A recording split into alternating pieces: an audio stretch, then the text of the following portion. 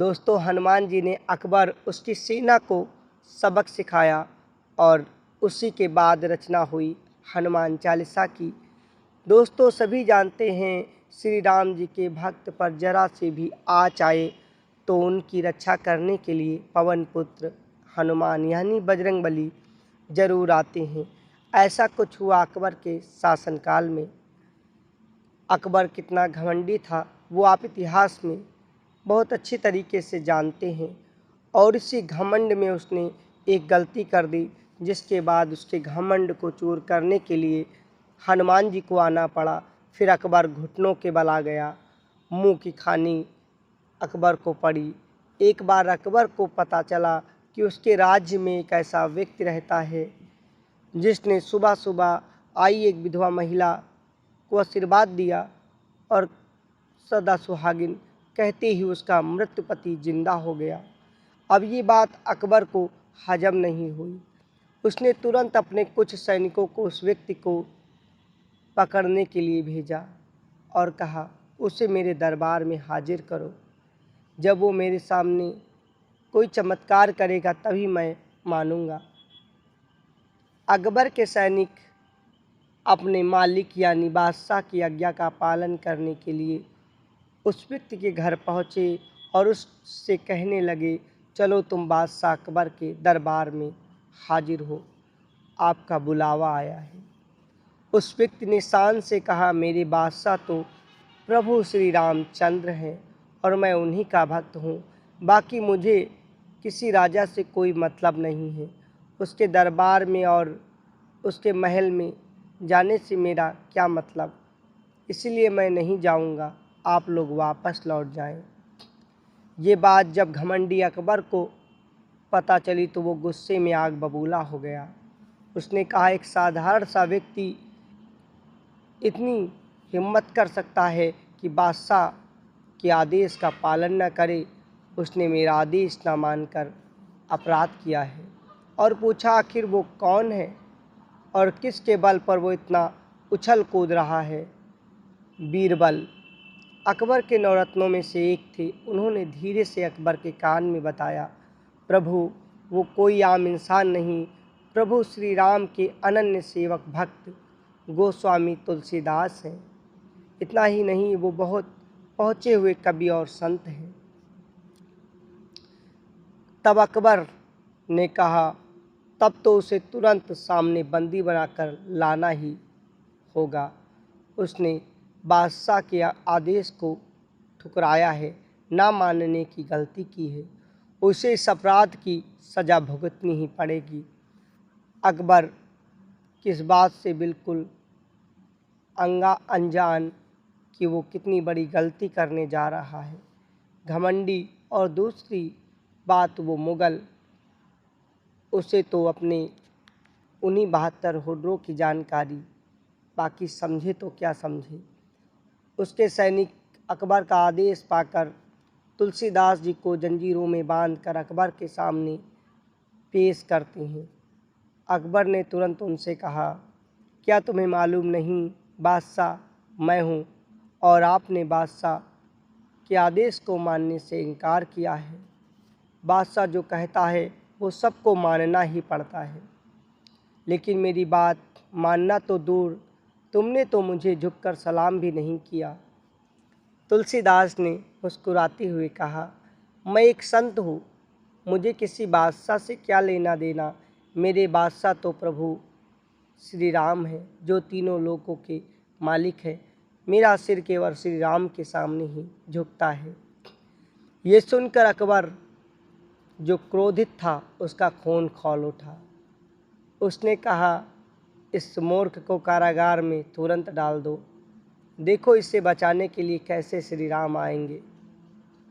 इस पर तुलसीदास जी ने फिर कहा, मुझे बचाने के लिए मेरे प्रभु को आने की ज़रूरत नहीं है, इतना छोटा सा काम उनके परम भक्त हनुमान ही कर देंगे।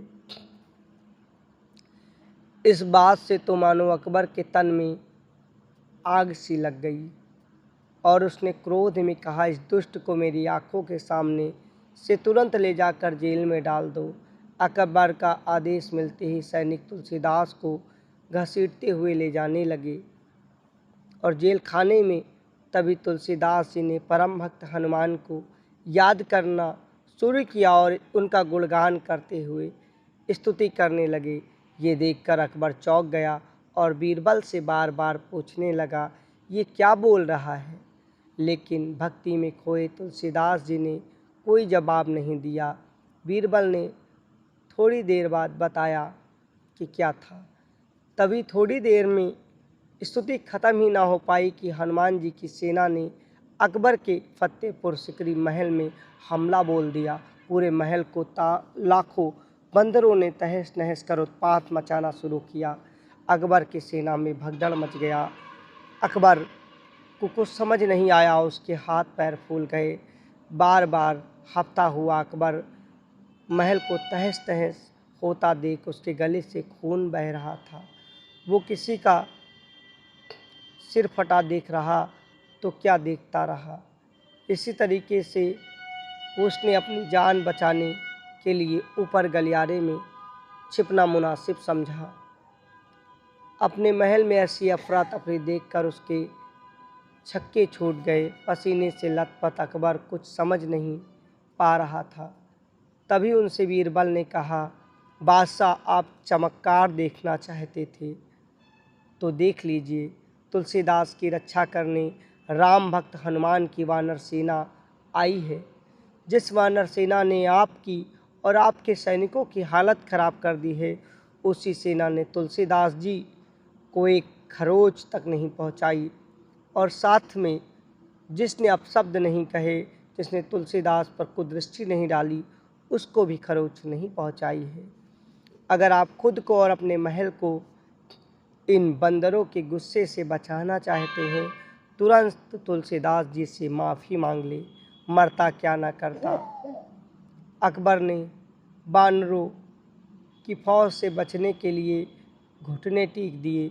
ये सुनकर घबराता हुआ अकबर घुटने के बल चलकर तुलसीदास के सामने हाथ जोड़कर माफ़ी मांगने लगा।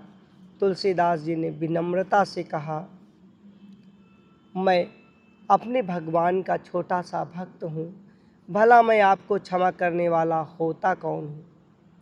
इसके बाद अकबर ने तुलसीदास जी को पूरे सम्मान के साथ वापस भिजवा दिया, जिसके बाद वानरों का क्रोध शांत हो गया और वानर सेना वापस चली गई। कहते हैं अकबर के दरबार में तुलसीदास ने अपनी रक्षा में हनुमान जी की जो महिमा मंडन के साथ स्तुति की थी, उसे आज सभी हनुमान चालीसा के रूप में जानते हैं। मान्यता है बाद में हनुमान जी ने तुलसी जी को जब दर्शन दिए तो उनसे कहा था, आपकी स्तुति आज से हनुमान चालीसा के रूप में जानी जाएंगी और जो भी इन हनुमान चालीसा और स्तुति का जाप करेगा, उसकी रक्षा के लिए राम भक्त हमेशा हनुमान उपस्थित रहेंगे। ये चौपाइयाँ कुछ इस तरीके से थी। लाल देह लाली लसी अरुधरे लाल लंगूर, ब्रज दे दानो दलन, जय जय जय जय कपसूर। जय हनुमान ज्ञान गुण सागर, जय कपीस तिहुँ लोक उजागर। राम दूत अतुलित बल धामा, अंजन पुत्र पवन सुत नामा। महावीर विक्रम बजरंगी, कुमति निवार सुमति के संगी। कंचन वरन विराज सुवेशा, कानन कुंडल कुंचित केसा। हाथ ब्रज और ध्वजा विराजे, कांधे मूंग जनेऊ साजे। इस तरीके से आप पूरी हनुमान चालीसा को पढ़ सकते हैं। हमने शुरुआत की चौपाई को नहीं पढ़ा है क्योंकि हनुमान चालीसा अधूरी नहीं छोड़ी जाती है। आपको ये जानकारी कैसे लगी, हमें कमेंट के माध्यम से अवश्य बताएं। ऐसे ही भक्ति पौराणिक कहानी के लिए चैनल को लाइक शेयर सब्सक्राइब करें। और अगर आप महत्वपूर्ण खबरों को जानने सुनने के इच्छुक हैं तो विशाल की रिपोर्ट को यूट्यूब पर अवश्य लाइक शेयर सब्सक्राइब करें और खबर देखकर कमेंट करें। जय हिंद।